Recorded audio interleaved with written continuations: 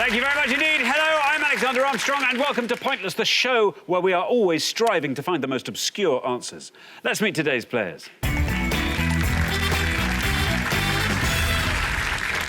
couple number one. Hi, I'm Bill. This is my partner Joe, sitting with from Triangle in West Yorkshire. Couple number two. Hi, I'm Stuart. I'm from the Isle of Wight, and this is my dad Mick from Leicester. And couple number three. Hi, I'm James from Doncaster, and this is my best friend John from Sheffield. And couple number four. I'm Sylvie, this is my friend Pam, and we're from Brighton. And these are today's contestants. Thanks very much, all of you. We'll find out more about each of you throughout the show as it goes along, so that just leaves one more person for me to introduce. The most humble genius Britain has ever produced, according to his personal Twitter biog. It's my pointless friend, it's Richard. Hiya. Hi, everybody. Afternoon. Good afternoon to you. And to you. How are you? I'm very well, thank you. How are you? I'm happy we've got three returning pairs today, which is nice. Yes. We've got Stuart and Mick are the pair to beat. I think got all the way through to the head-to-head last time. Did very, very well. They're going to be tough. Now, question one today is one of those ones that I've been storing up for a long time. I've had it in my back pocket for a long time. It's a very good question. Okay. It was brought to me in a dream by my Native American spirit guide. Wow. And I've saved it for many, many years now. You've literally been sitting on it, haven't you? I have literally been sitting on it, yeah. Thanks very much indeed, Richard. Now, every question on Pointless has been put to 100 people before the show. Today's contestants are, of course, looking for a pointless answer, that being an answer that none of our 100 people gave. Find one of those and we will add 250 quid to the jackpot. Now, Sally and Sarah didn't win the jackpot last time, so we add another £1,000 to that. So today's jackpot starts off at £3,500. Right, if everyone's ready, let's play Pointless.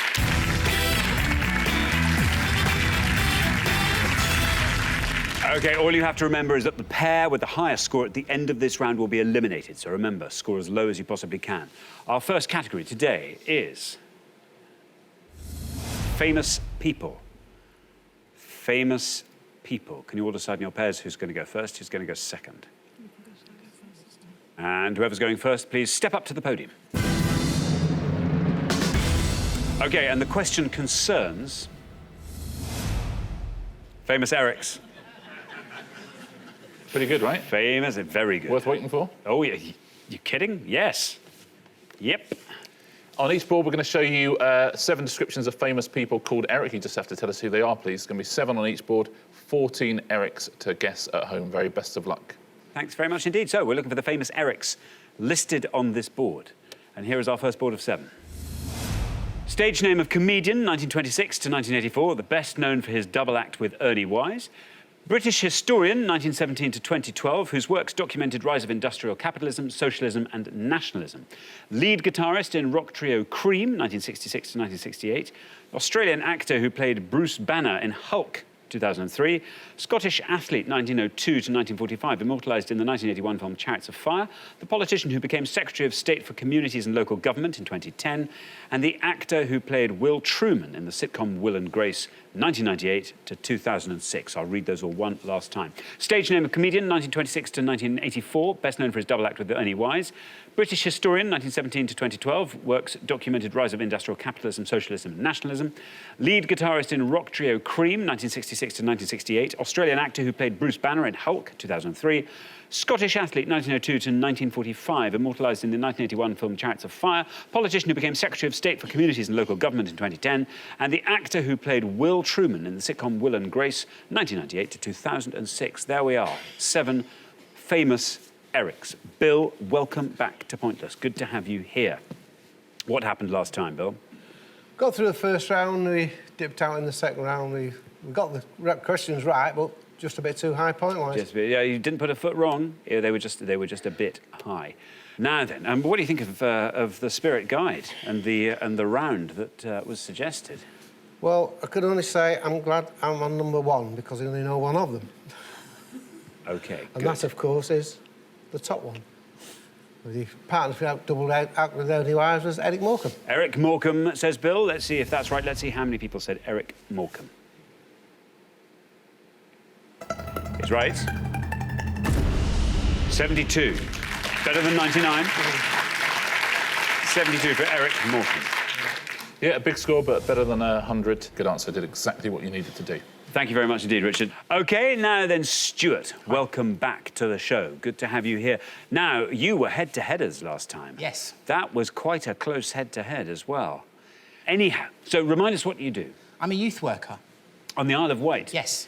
Do you make use of its islandness? Do you sail and things like that? No, I've only actually been swimming in the sea twice in the 8 years, but Stuart. I do come from Leicester and we don't really understand the sea because we're so far from it. OK, fair enough. So, what about these Erics? Yeah, I know a couple, and I'm going to go for Pickles, who is the Secretary of State. OK, Pickles. Eric Pickles. You get a slap from Mick for that. Let's see if it's right. Let's see how many of our 100 people said Eric Pickles. It's right. Ooh, down it goes, 34. Very well done indeed, Stuart. 34 for Eric Pickles. Yeah, good answer. Of course, he was embroiled in a scandal when it's shown his department spent £40,000 on biscuits. He said it was true. He said it was an administrative error, but now everyone's banned from eating taxpayer-funded biscuits. No one more upset about that than Eric, I should think. I don't think he's happy. No. Well, you know, I mean, a meeting's not really a proper meeting without a rich tea, is it? Really? That's true. That's true. Although, I don't know if you ever meet with just rich teas, you kind of think, oh, I don't know about that. I mean, I never eat them, but I'm always just a bit disappointed if they're not there for me to ignore. There's always that thing if you go into a meeting and there's a really nice sort of plate full of biscuits and you really fancy one, you have to wait for someone else to have one first. That's slightly annoying. Yeah. And if no one has them, if everyone's like on the 5-2 diet or something, no one touches them, you've literally got an hour where you think, right, I can't even have a biscuit, and I really want one. There's like a jammy Dodger, there's a bourbon. There might even be one wrapped up in foil. Oh, can you imagine? Those kind of meetings I like. A meeting where there's a biscuit wrapped in foil that you cannot have. Whoa. That's like being a child on Christmas Eve. Anyway, thanks very much indeed. John. Hello. Welcome to the show. Good to have you here from Sheffield. Yes. What do you get up to? I sing and play in a band called Polka Dodge, which is an interesting word. Polka Dodge? Yeah, it got rejected. One word? It got rejected from the dictionary. It's like when you try and go past someone and you go the same way, you do that awkward dance where you kind of... Oh, Polka Dodge, that's good. I thought, why not? How's it going with the band? Good. Yeah, it's going all right, What's happening? Are you gigging at the moment? Yeah, a bit of BBC play, and we've got a nice gig in Sheffield on Saturday at the club. Very good. Oh, well, best of luck. Thank Polka you. Dodge. Thanks. Polka Dodge. Anyway, there we go. So, John. Yes. John, Eric's. I'm going to go for... I don't know if it's the right Eric, but I only know of this Eric. Lead guitarist in rock trio Cream, Eric Clapton. Clapton. Yeah. OK, let's see if that's right. Eric Clapton. If it is, let's see how many people said it. Absolutely right, of course. 30. 30 for Eric Clapton. The lowest score so far. Yeah, it's a good answer. It came second in Rolling Stone's list of the greatest guitarists of all time. Wow. Sylvie. Yes. Sylvie, welcome back to the show. Thank it you. was round one last time. We were, yes. Round one. Now, remind us what you do, Sylvie, what you get up to. Well, I'm retired. Indeed, Yes. but you told us last time you are... I'm an embroiderer. An embroiderer. Yes. And a winner of many prizes. Well, some. Winner of some prizes. Now then, Sylvie, you're the last person to have this Okay. board. There are 4 unanswered Erics there. Yes, I think Do you- I know 2 of them. Talk us through them. Well, I think the historian is Eric Hobsbawm, and I think the Scottish athlete is Eric Liddell, but I'm going to go for Eric Liddell because I'm more certain of that one. OK, well, let's find out. Eric Liddell, says Sylvie. Let's see if it's right. Let's see how many people said it. It's right.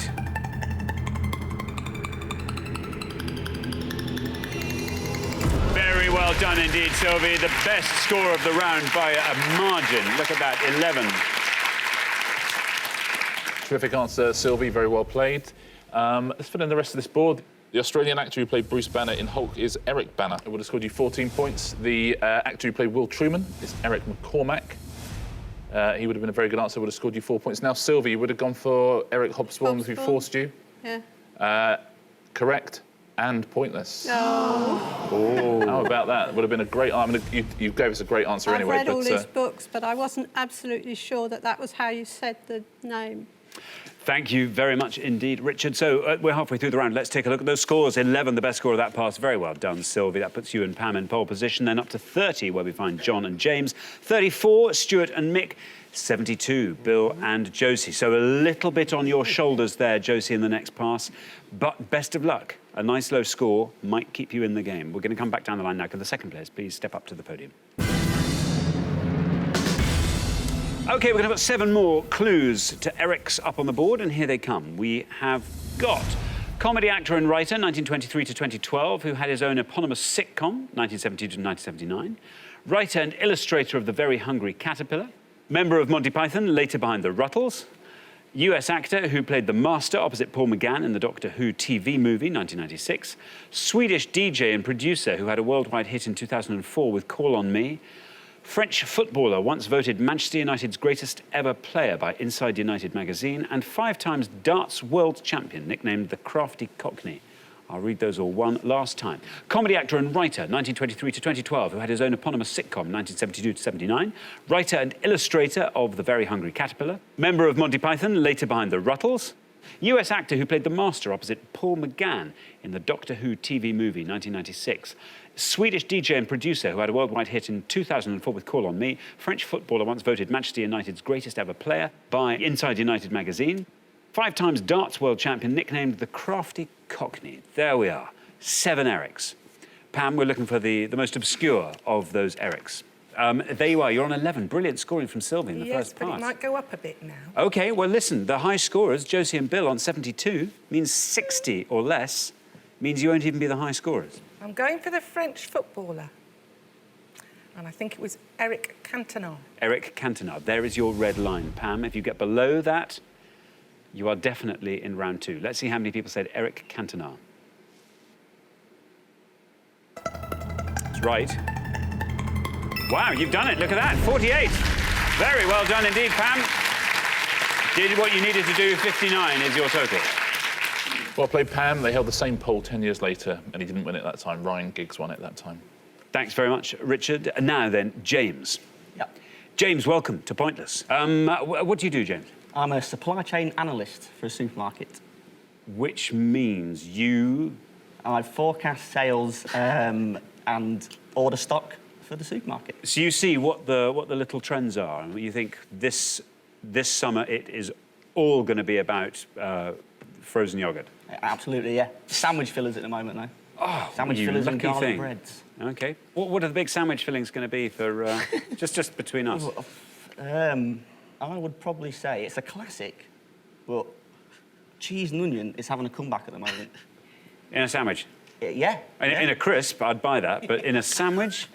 What are you It's not talking our about? first choice. Is it like a red onion or a... Because they're a It's little just bit kinder on the breath. It's a standard cheese and onion, 160-gram filler. And it's going mad. I can't keep pace with it at the moment. Wow.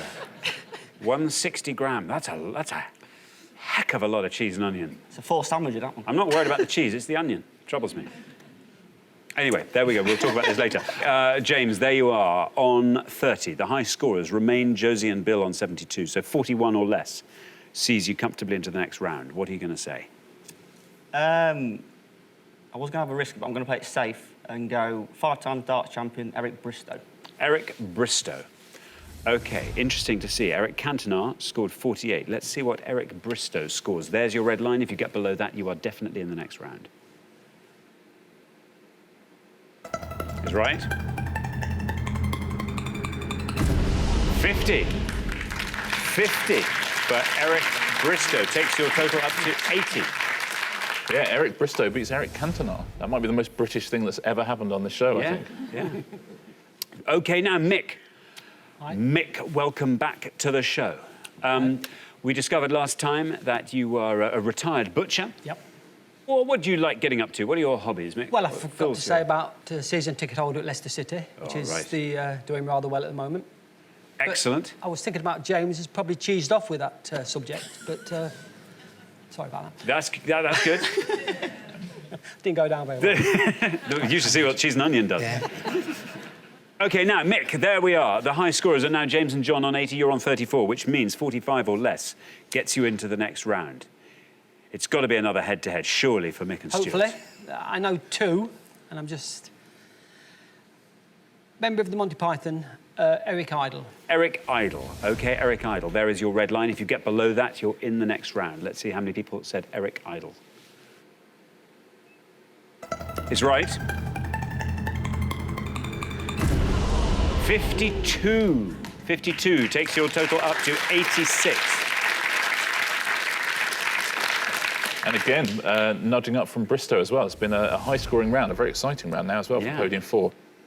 Thanks very much indeed. Now, Josie, remind us what you like getting up to. Walking, reading, slimming. Slimming? Yes. You like slimming? Well, I'm at my goal weight now, so that's I'm taking good. it easy. And I've lost 6.5 stone. Wow. Many congratulations. That's fantastic. I see what you mean. Yeah, that's fun.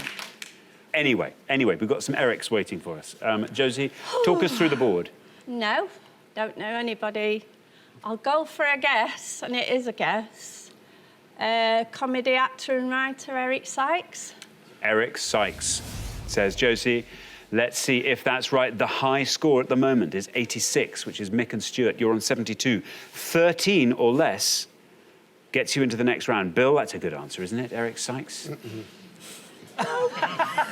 It's right, but it's not good. Oh, that's a good catchphrase, isn't it? It's right, but it's not good. It's right, but it's not good. There is your red line. If you get below that with Eric Sykes, you're in the next round. Let's see what happens, Eric Sykes. It is right. Oh, bad luck, 30. Takes your total up to 102. I'm sorry, Josie. Yeah, the great Eric Sykes, those glasses he wore famously were a hearing aid rather than glasses. They were a disguised hearing aid because his hearing was so poor. Let's look through the rest of these. The writer and illustrator of The Very Hungry Caterpillar was Eric Carle. That scored you 8 points. The Swedish DJ and producer was Eric Prydz. He would have scored you 9 points. Now, I bet I can get you to get the answer to this US actor, giving you just 2 clues. Go on, then. OK. Clue 1. Yes. This is a round called Famous Erics. Clue 2. He is Julia Roberts' brother. Is he called Eric Roberts? Oh, very good. Get out of there. No, get out of town. Look at that. What about that? There he is. Wow. And that's the best answer up there, so well done if you said that without the clues. Thanks very much indeed, Richard. So at the end of our first round, I'm afraid the pair heading home with a high score of 102. It's Josie and Bill. There we are. Well, it's been lovely having you on both shows. Thanks so much for playing. Josie and Bill. Thank you. But for the remaining 3 pairs, it's now time for round 2.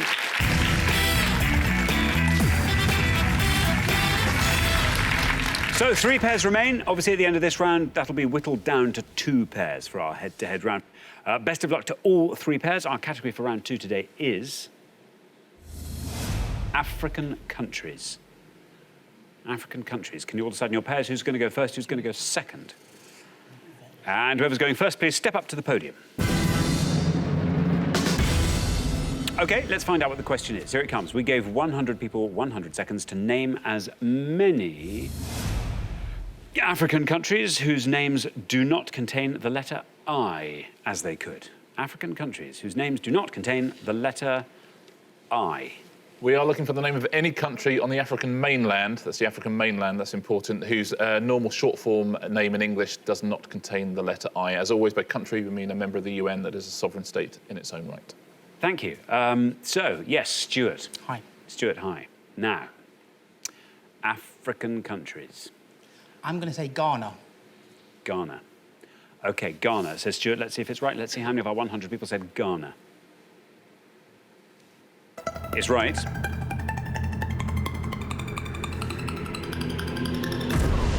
'28.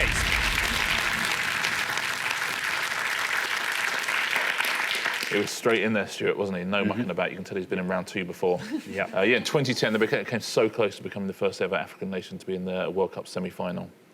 And Luis Suarez did them out of it. Thanks very much. Now then, James. Yep. James, African countries. I'm going to go for Chad. Chad, says James. Let's see if that's right. Let's see how many of our 100 said Chad. It's right.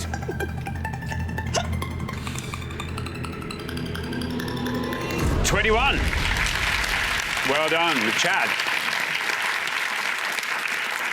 Well done, James. In North Central Africa, Lake Chad, which is huge in Chad, used to be part of a much larger sea, which was called Mega Chad. Mega Chad. Yeah. OK, now Sylvie. I think I'm going to go for Morocco. Morocco, says Sylvie. Let's see if that's right, and if it is, let's see how many of our 100 people said Morocco. It's right. 40. 40 for Morocco. Well played, Sylvie. It's quite scary to go for a country with a longer name, isn't it? Something like Chad is nice to go for when you've got to avoid I's, but Morocco, well, that's 3 syllables. I'd be a bit frightened to go for it. OK, thank you very much indeed. So we're halfway through the round. Let's take a look at those scores. 21, the best score of that pass, James. Very well done indeed there with Chad. Then up to 28, where we find Stuart and Mick. Then up to 40, where we find Sylvie and Pam. You're not way ahead, but you are ahead. So, Pam, you know what we need. Good stuff. We're going to come back down the line now. Can the second players please step up to the podium? OK, now, Pam, we are looking for any African country that does not contain the letter I in its name. Togo. Togo, says Pam. You're on 40. You're the high scorers, so let's hope this goes down as far as it possibly can. No red line for you. Let's see how many people said Togo. Is it right? It is right. Well, Chad scored 21.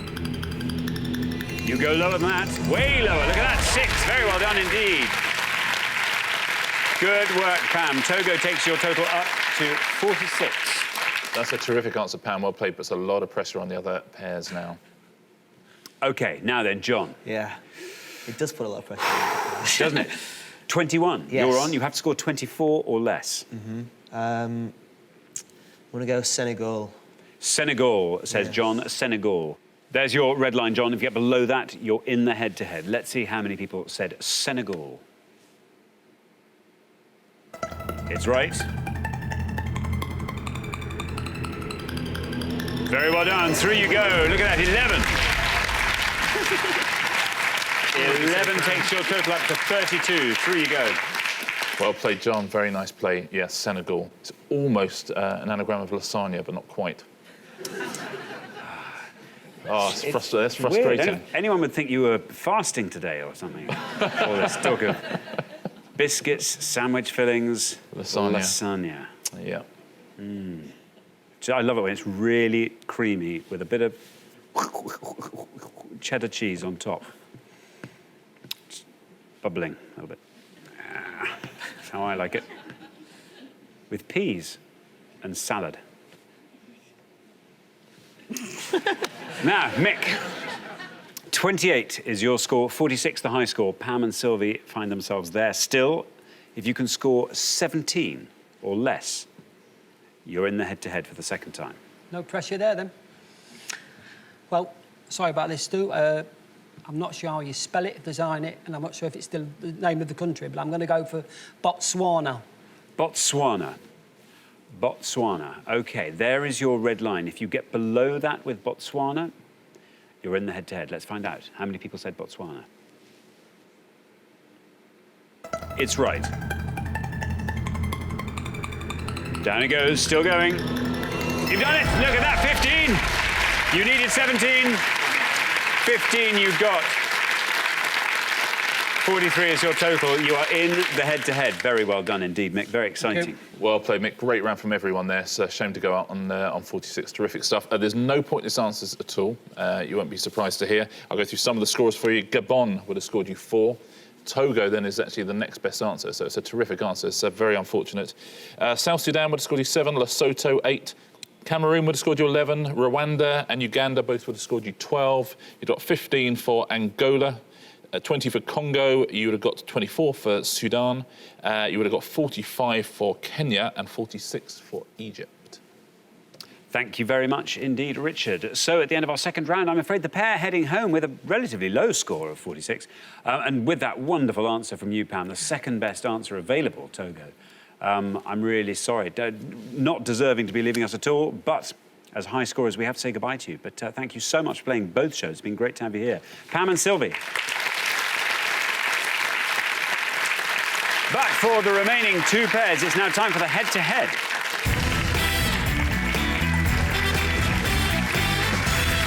Congratulations, John and James. Stuart and Mick, you are now one step closer to the final and a chance to play for our jackpot, which currently stands at £3,500. So to decide who's going to play for that money, you are now going to go head-to-head. The difference being you're now allowed to confer before you give your answers. And the first pair to win 2 questions will be playing for that money. It should be very, very close indeed. Very exciting. Best of luck to both pairs. Let's play the head-to-head.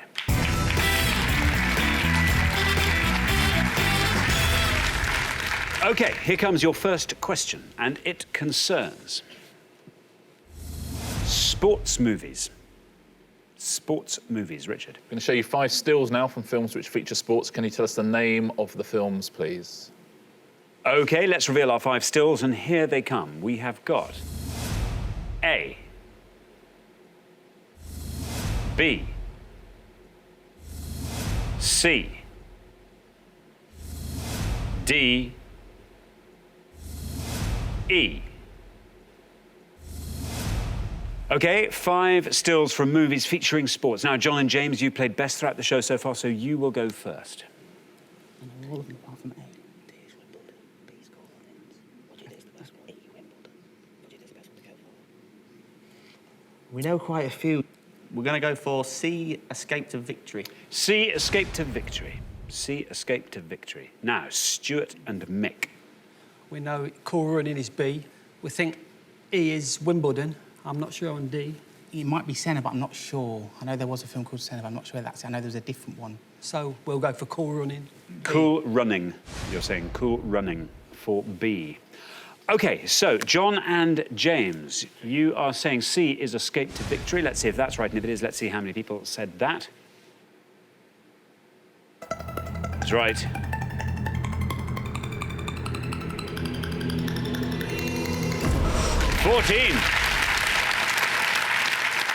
Very good indeed. 14 for Escape to Victory. Stuart and Mick are saying Cool Running is what B is. Let's see if that's right, and if it is, let's see how many people said Cool Running. Oh, bad luck. Stuart and Mick, I'm afraid I have a hunch. I think I know why that is incorrect, but yes, I'm afraid that means John and James win that point. So after one question, John and James are up 1-0. Yeah, sorry, usually a little bit of leeway, but it's such a famous film. It's Cool Runnings. I'm afraid not Cool Runnings, so I can't tell you. I mean, it would have scored too many anyway, so 52 points for Cool Runnings. Let's take a look at the rest of the board. A is Drew Barrymore's first directorial, it's her directorial debut. It's Whip It, set in the world of roller derbies. It's American, so they're derbies rather than derbies.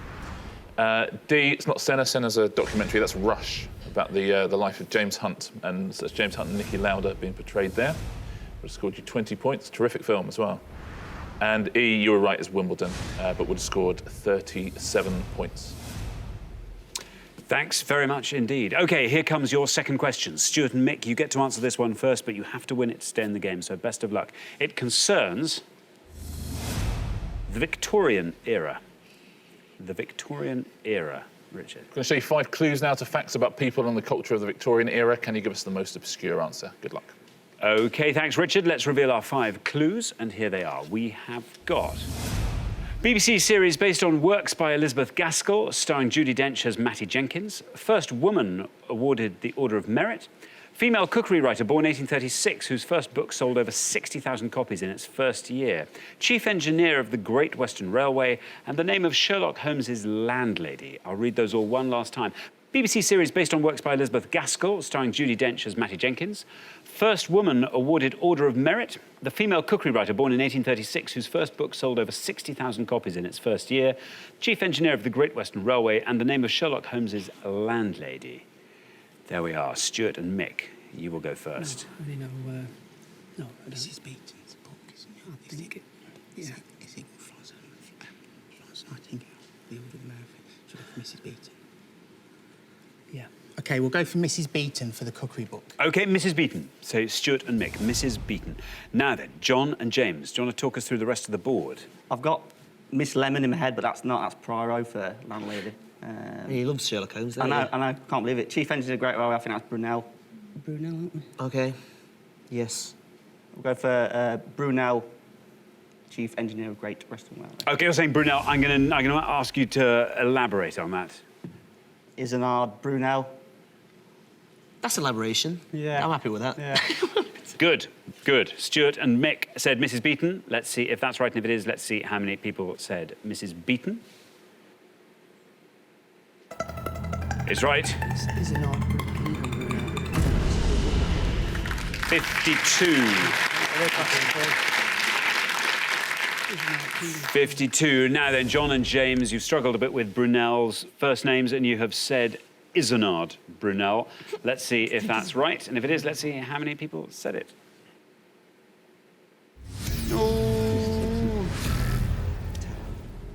Bad luck, but well done. Stuart and Mick, you've done exactly what you need to do. After 2 questions, you are back in the game. It's 1-1. Yeah, again, I couldn't take it because he's even more famous than Cool Runnings. He's Isambard Kingdom Brunel. That's it, Isnard. I know the bottom one now, which is annoying. So. Yeah. Let's fill in the rest of this board, shall we? I think you probably knew some of the others. You're right. So the Chief Engineer of the Great Western Railway, Isambard Kingdom Brunel, would have scored you 47 points as well. Would have beaten Mrs. Beaton. Now, the name of Sherlock Holmes' landlady... Mrs. Hudson. Mrs. Hudson. And would have seen you through to the jackpot round as well. It's quite a low scorer. Would have scored 18 points. The Elizabeth Gaskell novel? Or novels? Cranford. Cranford, yep. Would have scored you 13 points. And the first woman awarded the Order of Merit. If you had to guess, who would you have gone for? Nightingale. Florence Nightingale is the right answer, yeah. Would have scored you 23. Best answer on the board there is Cranford. Thanks very much indeed. OK, so here comes your third question. This is the decider. Whoever wins this one goes through to the final place for that jackpot. Best of luck to both pairs. It concerns chess greats. Chess greats, Richard. Yep, we're going to show you 5 names of chess players, all of who have been world ranked #1 since that ranking came in 1971. We're giving you their first names. Just need their surnames, please. Good luck. OK, thanks very much indeed. Let's reveal our 5 chess greats, and here they are. Magnus C, Anatoly K, Gary K, Vladimir K, Bobby F. I'll read those all one last time. Magnus C, Anatoly K, Gary K, Vladimir K, Bobby F. John and James. It's a dream question. Oh, yes. I think I might know the first one randomly. Do you? Yeah, I'm just going to have a stab in the dark. Magnus Carlsen. Carlsen. Magnus Carlsen. OK, Stuart and Mick, talk us through the rest of the board if you can. We know the bottom one, which is Bobby Fischer. And Stuart thinks one of them is Kasparov, but we're not... Kasparov, but I'm not sure if it's Vladimir Anatoly. So we're going to go definitely Fischer. with Bobby Fischer. You're going to go with Bobby Fischer. So we have Magnus Carlsen versus Bobby Fischer. Magnus Carlsen said John and James. Let's see if that's right, and if it is, let's see how many people said it. It is right. Is it? Very well done indeed, John and James. No one more surprised than you with that. Oh, look at that, 8! 8 for Magnus Carlsen. Well done. Stuart and Mick have gone for Bobby Fischer. Bobby Fischer, let's see if that's right, and if it is, let's see how many people said that. It's right. It's got a long way. Oh, 55 for Bobby Fischer. Which means... Very well done. After 3 questions, John and James, you are through to the final 2-1. Terrific answer. Well played, John and James. Yeah, Magnus Carlsen is a world champion. He became world #1 at the age of 19. He's a part-time model as well. He earns over €1 million a year. He's like the new face of chess. 8 points. You've got Anatoly Karpov. He would have scored you 17 points. You've got Gary Kasparov. He would have scored you 37. And this is a tough one. It's the best answer on the board, Vladimir Kramnik. He was world champion throughout most of the first part of this century. And he would have scored you 3 points. Very well done if you said that at home. Thanks very much indeed, Richard. So the losing pair at the end of the head-to-head round, I'm afraid, Stuart and Mick. Brilliant answer. Oh, what a fantastic head-to-head it was, though. Very, very close. Could have gone any way. And it's been lovely having you on both shows. Thank you both so much for playing. Great contestants. But for John and James, it's now time for our pointless final. Congratulations, John and James. You've seen off all the competition and you have won our coveted Pointless trophy.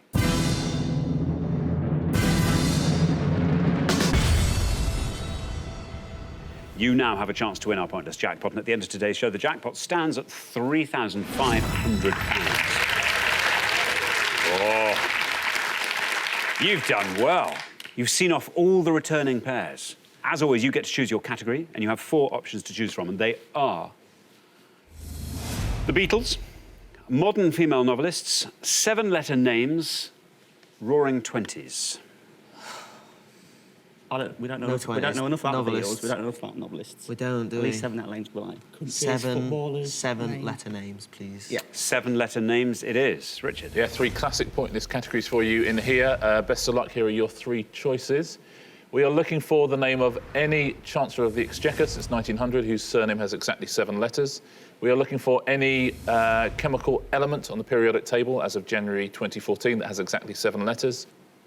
We're looking for any capital city of the world whose normal name in English has 7 letters. It has to be a capital of a country that is a member of the UN.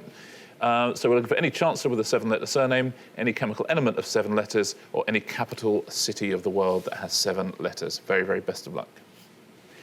OK, now, as always, you've got up to 1 minute to come up with 3 answers, and all you need to win that jackpot, £3,500, is for just one of those answers to be pointless. Are you ready? Yes. OK, let's put 60 seconds on the clock. There they are. Your time starts now.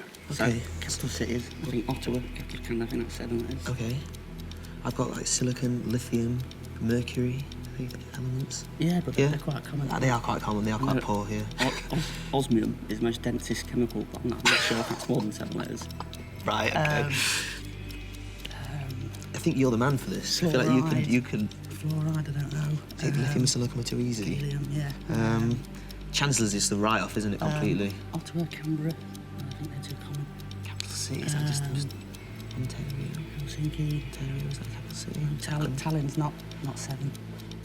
Oh, Right, what answers? 20 seconds. Shall we go with Ottawa? Yeah. Ottawa, capital cities. Okay. I don't know. 10 seconds left. Lithium, that well known. Yeah. Is it mercury? Maybe silicon. And mercury. Oh, it could have been so much. OK, that, I'm sorry to say, is your time up. I now need your 3 answers. What are they going to be? Ottawa for Ottawa. 7-letter capital cities. Um, I'm gonna pick one for. Yeah, I'll go for we'll go for mercury as an chemical element. You'll go for Mercury. Mercury, please. And then. So let's take a stab. Take a stab. I'll go osmium for chemical elements. Osmium. Yeah. OK, so we have Ottawa, Mercury and osmium. Of those 3, which is your best shot at a pointless answer? I think it's very sad. Ottawa, maybe? Yeah. I'm not sure if that's 7 letters. That one. That's the best one. The one that we're not sure 7 letters for Ottawa. 7. Yes. OK, Ottawa we'll put last. Least likely to be pointless? The one he just made up. Osmium. Osmium. Yeah. We'll put that I know one it's a very dense chemical, first. but I'm sure I'm pronouncing it wrong. OK, let's pop those up on the board in that order, and here they are. We have got osmium, Mercury and Ottawa. I've just seen it. Yeah. Sorry. In the what was the category again? That's right. Yes. OK. All right. Well, good luck. Does it still have to do the... I guess we'll probably just go through it, shall we, for fun? Osmium. It probably won't do the digga-digga bit, though. I'd imagine that's not going to happen, yeah. Well, listen, your first answer was osmium. You're absolutely right. It is a chemical element. So, osmium. Shall we find out how many people said it? Let's linger it as long as possible. Oh, bad luck. No. Sorry. I'll explain why at the end, guys. Thanks. Hey, but listen, Mercury, though. Remember the shout there. It is 7, yeah. What if no one said Mercury? We'll and you go won... to Mercury. What would you do with your £3,500? I'll probably buy some parts from a Mini. Buy him a Band of van, probably. Yeah. That's what you need. Yeah, I do, yeah. OK, so we are looking in this case for a chemical element with 7 letters. Let's hope nobody said mercury. Let's find out. If it's pointless, you will win £3,500. Well, it's right, which is more than can be said for osmium. Down it goes, still going down, down it goes, 12, 12.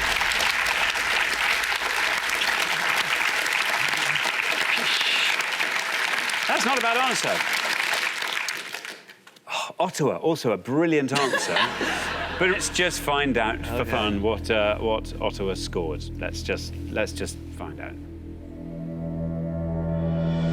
Yep. There we are. I'm sorry. I'm really sorry you didn't obviously manage to find that pointless answer, so you don't win today's jackpot of £3,500. That will roll over onto the next show. But you have been brilliant, and it's been such good fun having you on the show. Fantastic contestants all the way through. And you get to take a pointless trophy home each, so very, very well done.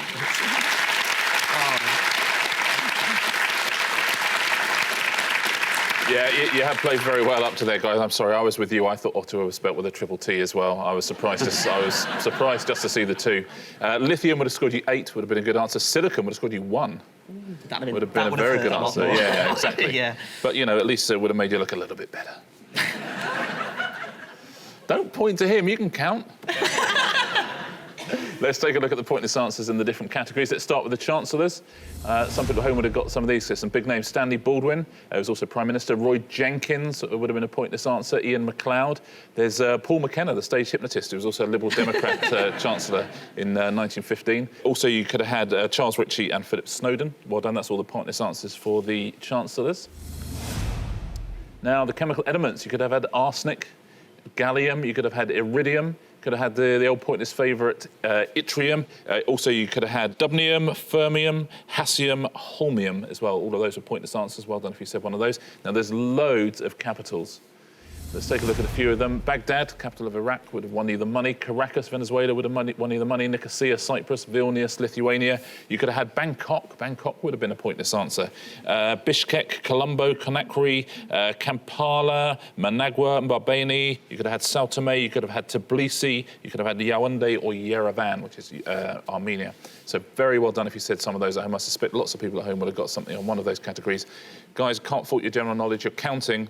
Terrible, but it's been a genuine pleasure to have you on the show. Thanks. Thanks very much indeed. Well, unfortunately, we have to say goodbye to you, John and James. It's been brilliant having you on the show. I'm sorry it's only been one show. But yeah, as I say, you've been fantastic contestants. Thanks so much for playing. John and James. Thanks. Well, very sadly, John and James didn't win our jackpot today, which means it rolls over onto the next show when we will be playing for £4,500. Join us next time to see if someone can win it. Meanwhile, it's goodbye from Richard. Goodbye. And it's goodbye from me. Goodbye.